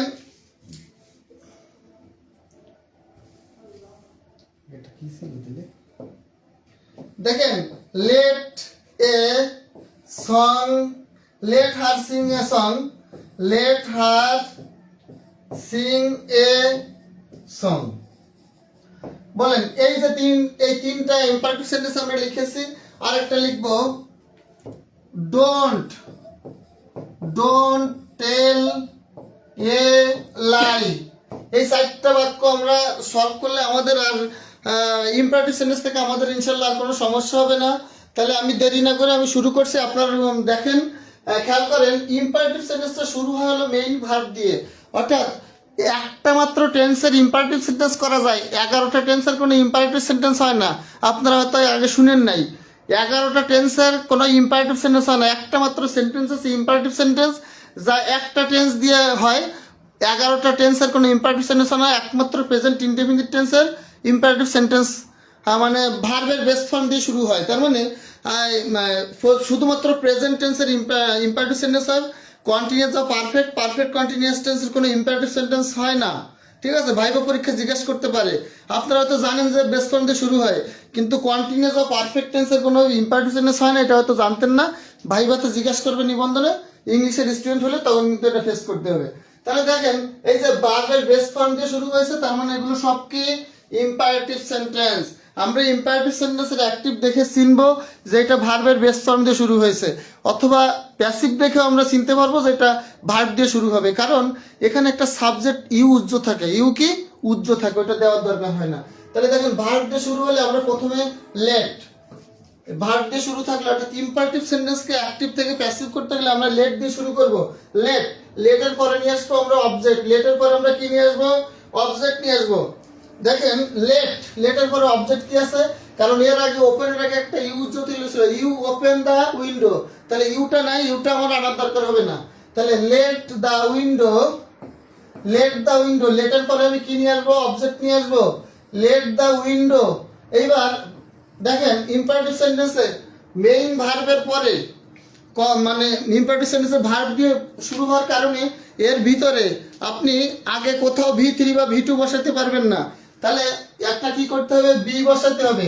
বি জিনিসটা কি আমি আপনাদেরকে বলেছি, বি হচ্ছে বি ভার্ব, এটা হচ্ছে ভার্বের বেস ফর্ম, এটা কি ভার্বের বেস ফর্ম। আর এর প্রেজেন্ট ফর্ম হলো এম, ইজ অথবা আর, আর এর পাস্ট ফর্ম হলো ওয়াজ, ওয়ার। আর এর V3 ফর্ম হলো বি ডাবল এন। তাহলে বি হলো base form, base form, am is are হলো প্রেজেন্ট ফর্ম, ওয়াজ আর হলো পাস্ট ফর্ম, আর বিন হলো ভার্বের V3 ফর্ম। তার মানে বি ভার্বের, বি ভার্ব বেস ফর্ম, আর এর present form, past form, past participle form হলো এগুলা। তাহলে দেখেন let, let the window be open, তাহলে বির পরে আপনি কি করবেন, ভার্বের V3 ফর্ম লিখে দিবেন, এই যে ভার্বটা দেওয়া আছে। 2 নম্বরটা খেয়াল করেন, টেল, ভার্বের বেস ফর্ম দিয়ে শুরু হয়েছে, তাহলে লিখবেন টেল। তাহলে লেট হবে লেট, লেট, লেটের পরে object him, let him, let him be, let him be gone to, to শেষে আপনারা আর কি করার দরকার নেই, শেষে আর বাই ইউ আর দেওয়ার প্রয়োজন নাই। বুঝতে পেরেছেন কিনা একটু বলেন। told to be যখন let him be told, told O tell, told, told দেখেন এখানে told to go, তাহলে let him tell, এখানে মেইন ভার্ব হচ্ছে tell, go কিন্তু না, গোটা নন ফাইনিট ভার্ব, আর নন ফাইনিট ভার্ব বাক্যে যেভাবে আছে সেইভাবে থেকে যায়, ফাইনিট ভার্বের ভিতরে করতে হবে। তাহলে let him be told to go, এই told to go, এই গোটা চেঞ্জ হবে না, কারণ told to go টা হলো নন ফাইনিট ভার্ব, আর ফাইনিট ভার্ব হলো টেল, টেলের V3 ফর্ম করতে হবে। তাহলে let him be told to go। তারপরে দেখেন let her sing a song, এটা आंसर করি, let দিয়ে শুরু থাকলেও let থাকবে, let দিয়ে শুরু না হলেও let আনতে হবে। তাহলে let দিয়ে শুরু আছে, let দিয়ে শুরু হবে। তাহলে let দেখেন let her sing a song, তাহলে কি হবে, কি হবে দেখে একটু आंसर করেন তো সবাই।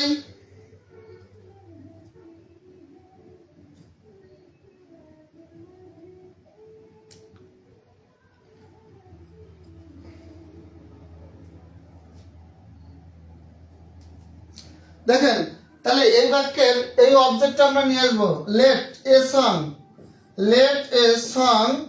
দেখেন সিং এটা হলো মেইন ভার্ব, তাহলে এর আগে বি বসাবো, let a sing be sung, sung. আর এই যে দুইটা অবজেক্ট আছে, এই বাক্যে অবজেক্ট আছে কয়টা? দুইটা।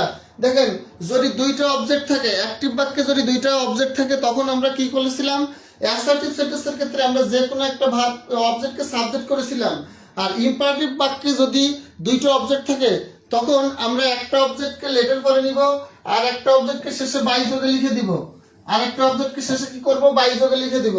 তাহলে দেখেন এখানে অবজেক্ট হলো দুইটা, এই দুটো বাক্য অবজেক্ট ছিল একটা করে, এই বাক্যটা অবজেক্ট আছে দুইটা, একটা হলো হার আর একটা হলো এ সং। তাহলে লেট এ সং একটা অবজেক্ট নিয়েছি বি প্লাস ভার্বের ভিতরে, আর বাকি যে অবজেক্টটা ছিল অক্ষত অবস্থায় বাই পরে লিখে দিয়েছি।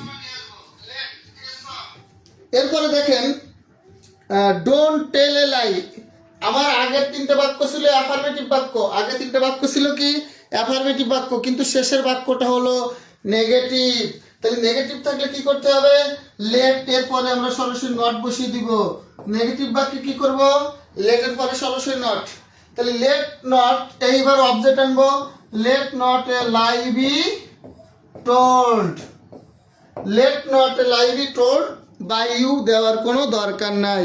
তাহলে don't tell a lie, let not a lie be told. Imperative sentence, imperative সেন্টেন্সে কোশ্চেন আসতে পারে তিন ভাবে, একটা হলো অ্যাফার্মেটিভ, আরেকটা নেগেটিভ, আরেকটা হলো মেইন ভার্ব দিয়ে, আরেকটা লেট দিয়ে শুরু থাকলে আমরা লেট দিয়ে শুরু করব। তাহলে এটা ভিডিওটা আবার পরে দেখবেন, ক্লিয়ার হয়ে যাবে ইনশাল্লাহ। এবার আসেন ইম্পারেটিভ সেন্টেন্সের দুইটা তিনটা উদাহরণ দেখে আজকে ইনশাল্লাহ আমাদের ক্লাস শেষ হয়ে যাবে। ইন্টারোগেটিভ সেন্টেন্সের দুই তিনটা উদাহরণ দেখলে আজকে ইনশাল্লাহ ক্লাস শেষ। রুল নাম্বার কত? 12। খেয়াল করেন ইন্টারোগেটিভ সেন্টেন্স, ইন্টারোগেটিভ,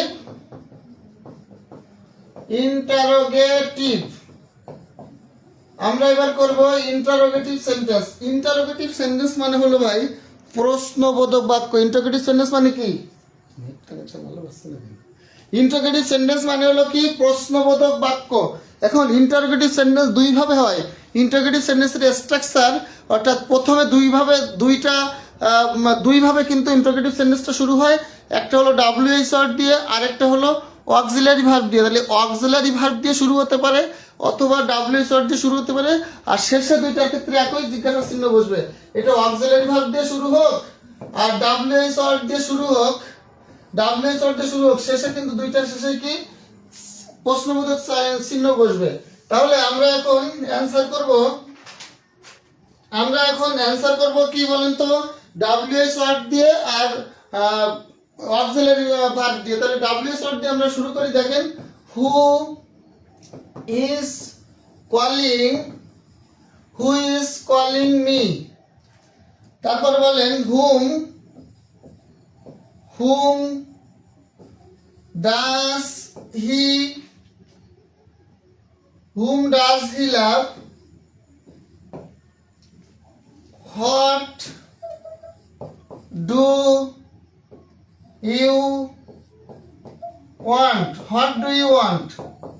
এই তিনটা বাক্য আমরা ডাব্লিউএইচ ওয়ার্ড দিয়ে করবো। এরপরে আমরা একটা দুটো বাক্য অক্সিলারি ভার্ব দিয়ে শুরু হয়েছে এরকম বাক্য আমরা ইন্টারোগেটিভ অ্যাক্টিভ থেকে প্যাসিভ করব। একটু অ্যান্সার করেন সবাই। দেখেন হু ইজ কলিং মি, তাহলে হু থাকলে অ্যাক্টিভ ভয়েসে হু থাকলে আমরা লিখবো বাই হুম।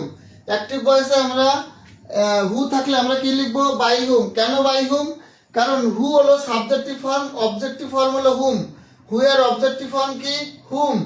আর দেখেন হুমের আগে অবজেক্টের আগে বাই বসে না, অবজেক্টের আগে কি বসে, বাই বসে। কারণ যে কোনো সাবজেক্টের অবজেক্টিভ ফর্মের আগে প্যাসিভ ভয়েসে বাই বসে, এই জন্য শেষে বাইটাকে আমরা, এটা ইম্পারেটিভ সেন্টেন্স বলে, আমরা ইন্টারোগেটিভ সেন্টেন্স প্রশ্নবোধক বাক্য বলে আমরা কি করি, এটা বাইটাকে সামনে নিয়ে আসি, বাই হুম। তাহলে হু থাকলে কি বসবে, বাই হুম বসবে। বাই হুম, দেখেন এটা কোন টেন্স, প্রেজেন্ট ইনডেফিনিট টেন্স। তাহলে by hmm present indefinite tense থাকলে আমরা কি করি, প্রেজেন্ট ইনডেফিনিট টেন্স থাকলে আমরা অ্যাম ইজ আর এর পরে বিং নিয়ে আসি। কি নিয়ে আসি, আমরা বিং নিয়ে আসি। তাহলে by whom is being, by whom by whom, দেখেন বাই হুম মির সাবজেক্টিভ ফর্ম কি বলেন তো? আই। মির সাবজেক্টিভ ফর্ম কি? আই। তাহলে by whom I being called. এখন খেয়াল করেন এইখানে আমি বাই হুম আই অ্যামটা লিখতে হবে। এখন অ্যামটা আমি কিভাবে লিখবো? কারণ ইসকে আমি অ্যাম কেন করব? কারণ মিকে আই করছি সেজন্য, এই জন্য আমি এটা পরে লিখলাম। তাহলে by hmm am I being called. দেখেন এই অ্যামটা আমি আগে কোথা থেকে পাবো? আমার আইর জন্য তো অ্যাম আসছে, এই জন্য আমি অ্যামের জায়গাটা ফাঁকা রেখে মিকে আই করে তারপরে আমি অ্যাম লিখেছি। কারণ এটা তো ইজ যে অ্যাম হবে এটা কিন্তু নিশ্চিত হবো কোথা থেকে? মিটা আই হয়েছে সেই জন্য। তাহলে by hmm am I being called. এখন আপনারা মনে রাখবেন ইন্টারোগেটিভ সেন্টেন্সে প্যাসিভ করার সময় যদি দুইটা অক্সিলারি ভার্ব থাকে, যেমন অ্যাম আর হলো বিং, অ্যাম আর কি বলেন? বিং, আর শুধু অ্যাম, একটা অক্সিলারি ভার্ব থাকলে সেটা সাবজেক্টের আগে বসে। কিন্তু দুইটা অক্সিলারি ভার্ব, একটা আছে অ্যাম আর একটা আছে বিং, দুইটা অক্সিলারি ভার্ব যদি একই বাক্যে থাকে তাহলে দুইটা অক্সিলারি ভার্ব একটা সাবজেক্টের আগে বসে একটা সাবজেক্টের পরে বসে। তার মানে অ্যাম আই হতে পারে কিন্তু অ্যাম বিং আই হবে না, অ্যাম আই বিং হবে। তার মানে একটা অক্সিলারি ভার্ব থাকলে সেটা সাবজেক্টের আগে, দুইটা অক্সিলারি ভার্ব থাকলে এক অংশ সাবজেক্টের আগে আরেকটা সাবজেক্টের পরে। তাহলে by hmm am I being called এটা হবে প্যাসিভ। দেখেন whom do you love, whom do you কি বলেন তো? Love. Whom do you love, whom do you love এটাকে আমরা অ্যাক্টিভ থেকে প্যাসিভ করলে কি হবে? হু। বাই হুম, হুমকে সাবজেক্ট করলে কি হয়? হু। হুমকে সাবজেক্ট করলে কি হয়? হু। তাহলে হুর পরে কি হবে বলেন?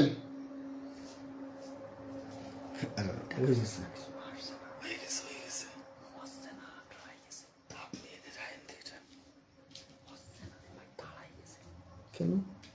নেট পাচ্ছে না, নেট শেষ, নেট শেষ রে ভাই। আরে কিছু শোনা যাচ্ছে না, একটু কমেন্ট করে জানান তো। আর 1 মিনিট এই দুটো ব্যাখ্যা করলে হয়ে যেত। কিছু দেখছি না কোনো কিছু। সোলো কানেকশন নেই ভাই, পাচ্ছে না, পাচ্ছে না, না পাওয়ার কারণ কি? অনেকক্ষণ হয়েছে না। আল্লাহ, লাস্টে যে সমস্যা। এবার কি দেখা যাচ্ছে? একটু দেখেন তো, বলেন তো দেখা যাচ্ছে কিনা। দেখেন তাহলে এটা অ্যান্সার কি হবে? তাহলে দেখেন হু এর পরে কি হবে? হুম ডু ইউ লাভ, তাহলে কি হবে? হু ইজ লাভ, লাভের ভিতরি ফর্মটা love. Who is loved by you, who is loved by কি বলেন তো? Who is loved by you, who is whom do you love, whom do you love তুমি কাকে ভালোবাসো? Who is loved by you, who is কি বলেন? Who is loved by you, by you, who is loved by you, who is loved by. তারপর what do you want, what do you কি বলেন তো? Want, what do you want এটাকে দেখেন হুম থাকলে by who হয় আর হু থাকলে বাই হু হয়, কিন্তু হোয়াট থাকলে কোনো চেঞ্জ হবে না, হোয়াটই থেকে যাবে। দেখেন হোয়াট ইজ, হোয়াট এর পরে is, what is wanted, what is wanted, what is wanted by you, what is কি বলেন? ওয়ান্টেড বাই ইউ, শেষে জিজ্ঞাসা চিহ্ন। তাহলে হু থাকলে বাই হুম হয়, হু থাকলে বাই হুম হয়, হুম থাকলে হু হয়, আর হোয়াট হয় আর হোয়েন হাউ হয়, এগুলো যা থাকবে তাই থেকে যাবে, এগুলোর কোনো চেঞ্জ হবে না। তার মানে হোয়াট, হোয়ার, হোয়েন, হাউ, হোয়ার, হয় এই ডাব্লিউএইচ ওয়ার্ডগুলো দিয়ে যদি অ্যাক্টিভ ভয়েস শুরু হয় তাহলে প্যাসিভ ভয়েসে এদের কোনো চেঞ্জ হবে না, যেটা আছে সেইটাই থেকে যাবে। এবার অক্সিলারি ভার্ব দিয়ে আমরা দুইটা বাক্য দেখবো, দেখে ইনশাল্লাহ আজকে আমাদের আখিরি মনে যায়।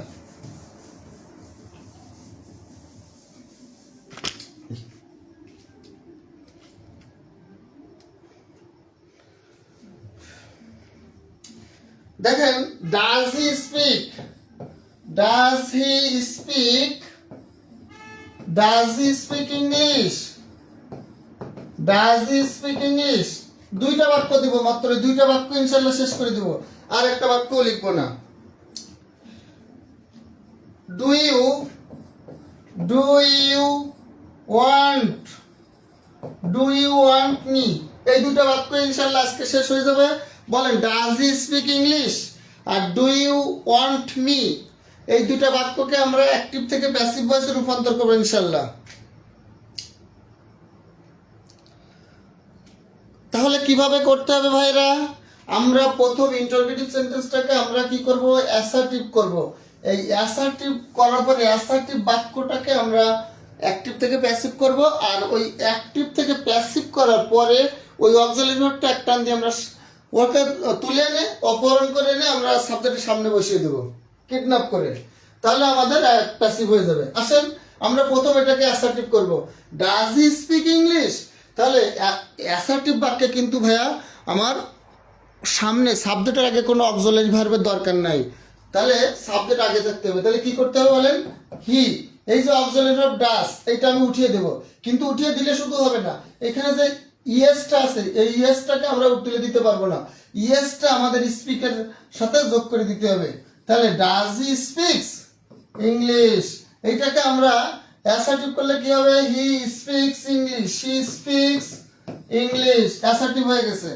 এইটাকে আপনি কি করবেন? এইটাকে এবার অ্যাক্টিভ থেকে প্যাসিভ, এবার এইটাকে কি করবেন? অ্যাক্টিভ থেকে প্যাসিভ করবেন। খেয়াল করেন, এবার আসলেন ইংলিশ, কি করবেন বলেন? ইংলিশ, ইংলিশ বলেন প্রেজেন্ট ইনডেফিনিট টেন্স, তাহলে ইজ হবে English is speaker, past participle form হচ্ছে spoken, English is spoken by, English is spoken by, তাহলে হির অবজেক্টিভ ফর্ম কি হবে? Him, English is spoken by him. এইবার আমি কি করব? এই অ্যাক্টিভের অক্সিলারি ভার্বটাকে আমি কিডন্যাপ করে সাবজেক্টের সামনে তুলে দিব। দেখেন, is English, is English spoken, is English spoken by him. তাহলে এবার এটা ইন্টারোগেটিভ সেন্টেন্স হয়ে গেছে, তার মানে শেষে ইন্টারোগেটিভ সাইন বা জিজ্ঞাসা চিহ্নটা দিলে হয়ে যাবে। 2 নম্বর কোশ্চেনটা দেখেন, আমরা প্রথম কি করব? আমরা প্রথম এটাকে অ্যাসার্টিভ করব। Do you want him? You want me. Do you want me? You want me. এই ডুটা শুধু উঠে দিলে হয়ে যাবে, শুধু ডুটা উঠিয়ে দিলে হবে। Do you want me? You want me active হয়ে গেছে, তার মধ্যে শেষে ফুল স্টপ আর জিজ্ঞাসা চিহ্ন থাকবে না। এবার এইটাকে আমরা ইউ ওয়ান্ট মি, এইটাকে আমরা অ্যাক্টিভ থেকে প্যাসিভ করব। দেখেন, আই, মি এর subjective form I, I am wanted, I am wanted, I am wanted by you. এটা হলো অ্যাক্টিভ অ্যাসার্টিভ বাক্যের কি হয়েছে? প্যাসিভ হয়েছে। এইবার এই অ্যাক্টিভ বাক্যের অক্সিলারি ভার্বটাকে, এই প্যাসিভ বাক্যের অক্সিলারি ভার্বটাকে আমরা একটা টান দিয়ে সামনে নিয়ে আসবো। দেখেন, am I wanted, am I wanted by you, am I wanted by you হয়ে গেল প্যাসিভ। তাহলে am I wanted by you, এটা হলো ইউ ওয়ান্ট মি, এটা কি? প্যাসিভ। তাহলে আমরা যে 12টা রুল শিখলাম, ইনশাল্লাহ 12টা রুলের বাইরে আমাদের পরীক্ষায় কোশ্চেন আসবে না। আমরা যেখানেই পরীক্ষা দিই না কেন, আমি এইখানে দেখেন, আমি টেন্স 12টা টেন্সকে আমি মাত্র 6টা রুলে নিয়ে এসেছি। এখানে আমি সবগুলো নিয়ম এনেছি, কিন্তু আপনাদেরকে সংক্ষেপে 12টা রুলের মধ্যে দেওয়ার চেষ্টা করেছি। আর অপটেটিভ এক্সক্লামেটরি সেন্টেন্স থেকে আপনাদের প্যাসিভ তেমন একটা আসে না, ওইটা না করলে চলবে। আমি যে 12টা রুল পড়িয়েছি, 12টা রুল যদি আপনারা ভালো করে মনে রাখেন বা চর্চা করেন, ইনশাল্লাহ আপনাদের এর ভিতর থেকে 100% কমন আসবে। তাহলে আজকে ক্লাসটা আমাদের এই পর্যন্তই। যদি কারো কোনো প্রশ্ন থাকে ইনশাল্লাহ আগামী ক্লাসে জিজ্ঞেস করবেন। আর ক্লাসটা একাধিকবার দেখবেন, এবং আমি যে উদাহরণগুলো লিখেছি বা যে কথাগুলো বলেছি, যখন অবসর সময় পাবেন পরের দিন বা যে কোনো টাইমে এগুলো খাতায় নোট করে মুখস্থ করে ফেলাবেন। আসসালামু আলাইকুম।